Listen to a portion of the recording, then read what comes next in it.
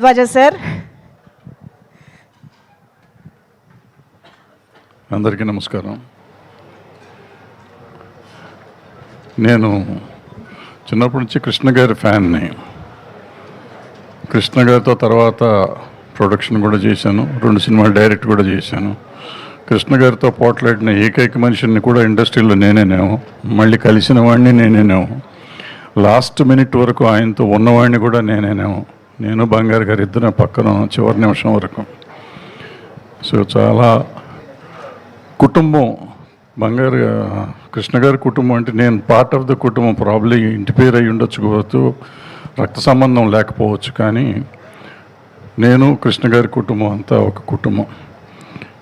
ఇవాళ కృష్ణ గారు లేకపోయినా, కృష్ణ గారు 60 సంవత్సరాలు అయింది. 1965లో ఆయన మొదలెట్టారు ఆయన ప్రయాణం, సినీ ప్రయాణం. అప్పటి నుంచి ఫ్యాన్స్ ఆయన్ని ఎంతో అభిమానంతో తీసుకొచ్చారు. ఇవాళ ఆయన లేకపోయినా ప్రతి ఊళ్ళోనూ ఆయన విగ్రహాలు పెట్టుకుంటూ వస్తున్నారు. అలాగే ఆయన తర్వాత ఆయన వారసుడు మహేష్ బాబుని అంతే అభిమానంతో చూసుకుంటూ వచ్చారు.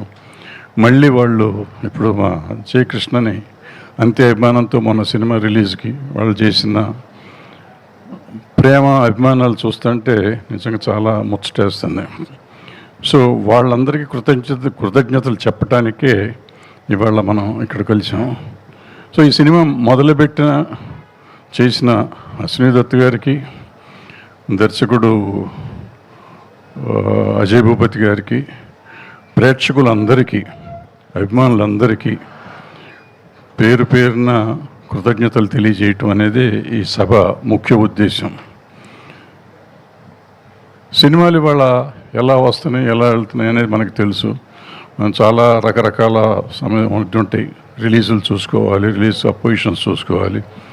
సరే, అవన్నీ ఇప్పుడు చర్చించాల్సిన విషయం కాదు, కానీ బట్ ఒక ఆలోచన అనేది ఇండస్ట్రీ చేయాల్సిన అవసరం ఒకటి ఉంది.